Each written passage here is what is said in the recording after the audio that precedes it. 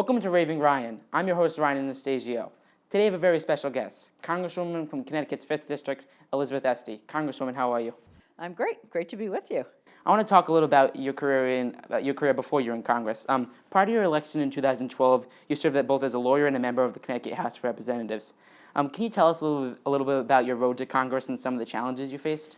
Sure. Well, it was never my life plan. So I often like to tell young people in particular, like you may not know what you're going to end up doing with your life, but you do know what you care about. And for me, for a long time, I cared about justice issues and about education. So I was out of law school. I worked for a judge for a year, and then I was a Supreme Court lawyer for about 4 or 5 years. But after my daughter Sarah was born, Sarah's now 27, I decided that I really didn't want to work 70 hours a week in a law firm, and ended up teaching at American University, doing research on healthcare policy. And then when I moved back to Connecticut in 1994, with little kids, I decided I was going to do some other things, do some research, but really mostly raise my kids, which I did for about a dozen years. Yeah, and you moved through the political spectrum pretty fast. I mean, just like 10 to 15 years ago, you were on the Cheshire Town Council. How did you move through this? How did you get so high up so fast? Luck. I mean, some of it is just luck. A lot in politics is about timing. So again, that wasn't my plan. And frankly, had it been my plan, it almost certainly would have failed. And in fact, in 2005, I ended up running for local office. But I was also considering at that point going to divinity school to become a minister. So I felt a call to public service, and I was really trying to decide between these two paths. And it was really my daughter, Sarah, who at that time was 15 years old, who challenged me to run for local office. I'd been asked to run a lot. I had been speaking in front of the town council, advocating for robust support for the public schools. And she said, you know, Mom, you always told us if you see a problem you can fix it yourself. They've asked you to run. You should run. And then the kicker for me was, she said, I'll run your campaign, but run or don't complain. And that's what really made me think about what American democracy means. And it's about each one of us stepping up. It doesn't mean necessarily running for office, but it does mean that democracy is not a spectator sport. And that's really what got me started, and that was 2005. And I worked on the local level, served 2 terms on the town council. And in Connecticut, you are highly accountable. So there's a word that's used a lot in politics, accountability. Well, when you serve in local office in Connecticut, you've got to face your neighbors if you raise their taxes. They know exactly what you're doing. You better fix those potholes. You better make sure the roads are plowed and the schools work. So I thought that was actually excellent training. I wish every member of Congress had that. So I had a chance to run for state representative in 2008, narrowly won, and then lost in 2010. I figured my political career was very short and was over in 2010, and then things changed. You know, you had Joe Lieberman decided not to run for the Senate. Chris Murphy, my friend and neighbor, decided he was going to run for the Senate. That meant there was a congressional seat open. And I thought, why not run? Why not run? Because if the worst thing that happens is I'll lose, been there and done that. There are worse things in life. And it was a chance to meet people and get ideas out there. And rather surprisingly, I won that race. And I want to talk about some of the issues facing the state and what's going on in the news in the state. Over the past few years, the state of Connecticut has become a place in which it is very expensive to live. People's taxes have skyrocketed, businesses have left the state, as well as thousands of people. I've noticed that Connecticut has not been able to drive in young people as well as old people into the state. Governor Malloy has said that he would make Connecticut a better place to live, but he has clearly failed to do that. Congressman, what do you think of how the state of Connecticut is being run right now? Well, I think we do face a lot of challenges, and actually I'm coming to talk with you straight from a visit to a manufacturing company in Plainville, which is right next door to New Britain, where my office is. I do a lot of work around American manufacturing. Manufacturing is a really core part of the economy for our state, and especially for this congressional district. And I actually come from a manufacturing family. My grandfather started a company 64 years ago that's still manufacturing in the United States. So I'm really committed to figure out what we can do more. And what I found was this, and it was very interesting with the company Connecticut Manufacturing and Tool. They actually have right now about a dozen openings in their company. They have quadrupled their sales in the last few years. They, in the last over 10 years, have gone from 50 employees to 175. And they've done that because they're innovative about what they're doing. They train their people really well. They pick the right people and train them really well. So I think we need to do a much better job of connecting the dots in this state. We need to do a better job of connecting our educational institutions, that's our high schools, our technical high schools, which are a real strength of the state, our community colleges, and our four-year universities, colleges and universities. Connect them to the businesses in our state. We don't do a very good job of that. And if we did a better job, we could actually make sure there are young people trained for the jobs that are open right now. And there are, 10,000 jobs open, 20,000 jobs open in the state without people skilled to fit them. That's a fixable problem. And that's where I'm putting my focus, because that we can solve pretty quickly. Yeah. And I think do you think the problem is that people are going away to college and the Connecticut needs to do a better way of driving them back into the state? I think we don't promote what is working well in the state very well. Connecticut is historically both the land of steady habits, so we tend not to change things. And there are definitely some things at the state level we're going to have to look to change. But we also we consider it bragging to talk about what works well. And I serve in the U.S. Congress, honestly, with people from places like Texas, and they think that the sun rises because Texas wills it so. And in Connecticut, we tend to focus on well, this is not perfect, and that could be better. When you're competing, you cannot be trash-talking your state all the time. You can't be always focused on what's bad. You actually have to talk about the good things, too. So I think we have not done a very good job of that. And that's not about boosterism. That's an accurate picture. If the state of Connecticut were judged like a country, we would rank third in the world for quality of life, health metrics, healthy population, high education level, excellent park system, many things that are excellent about this state. But we don't ever talk about those pieces. So we have to keep getting better, but we also have to be we should be proud of the things that work well in the state. And no business, no coach of a sports team, nobody in business would trash talk their team or their employees. And we've gotten to that point in the state. We kind of trash talk the state, and it has consequences. And I've talked with business people who said there's a negative vibe, and that affects the way they think about things. Yeah, and over the past few years in the state legislature, there's been many changes. Do you think voters have sent a message to Governor Malloy by voting out many Democratic legislators over the past few years? We've seen this all over the state, not just the state. We've seen this around the country. Democrats have lost 1,000 legislative seats and quite a few governorships. So there's pretty robust, soul-searching conversation going on around the country. And I'm, in addition to working hard for my district across party lines, I'm also talking to my colleagues in the Democratic Party in the state and around the country. Clearly there are some things that the public's not happy with what we're doing. It's not just Connecticut. This is around the country. I want to talk about the election that just happened in November. The election of Donald Trump surprised many people across the state of Connecticut and the whole country. What was your reaction to him being elected, and what will you do to work with him? I think I was less surprised than many people.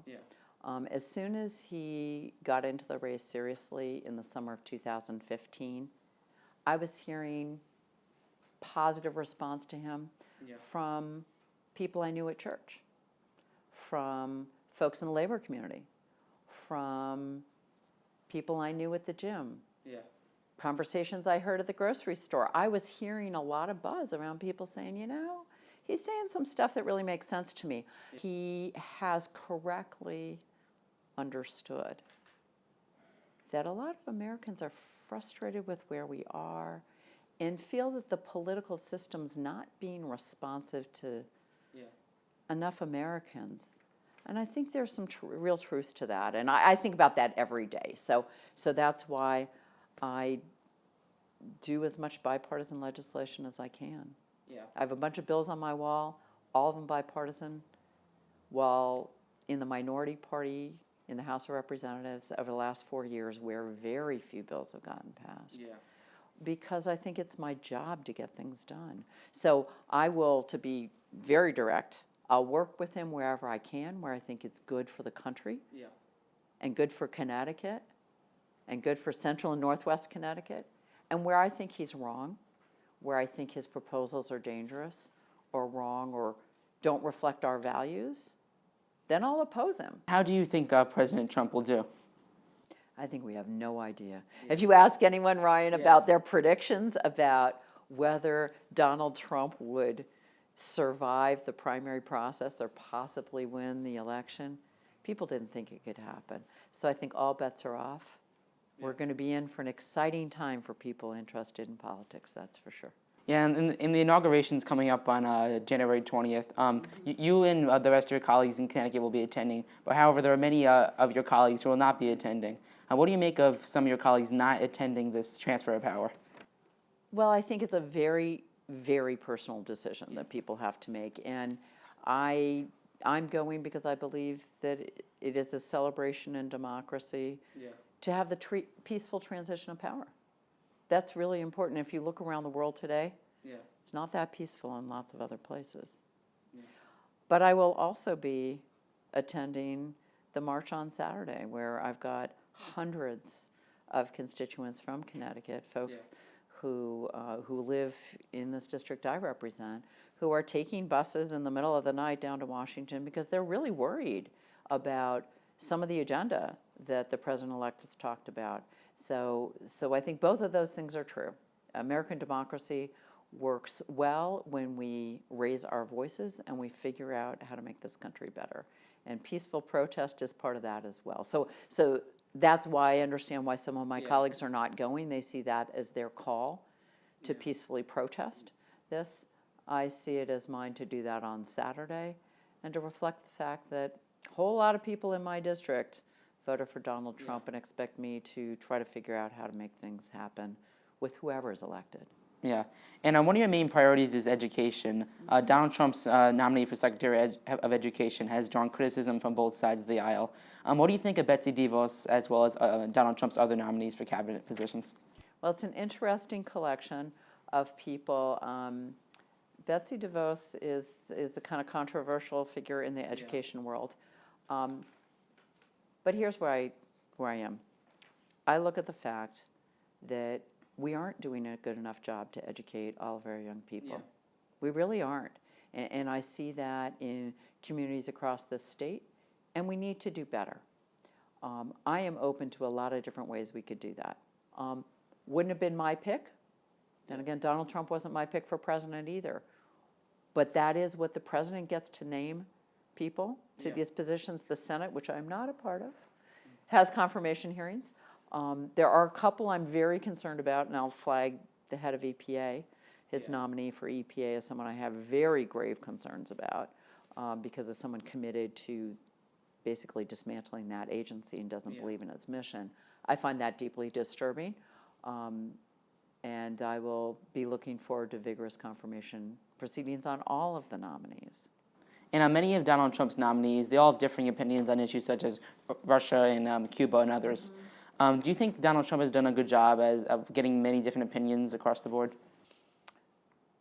It's an interesting question. I do find a very large number of generals and a very large number of billionaires or multimillionaires. So I'm not sure. It's not as diverse as I would like to see. And I have to say, having read the classified documents around Russia last week, I remain very deeply concerned. And that should not be a partisan issue. That we really do need a bipartisan, serious investigation into Russia's attempts to influence and disrupt our elections. And we need to do that not just for us. We need to do that for our Western European allies. We have big elections coming up in France and in Germany this year.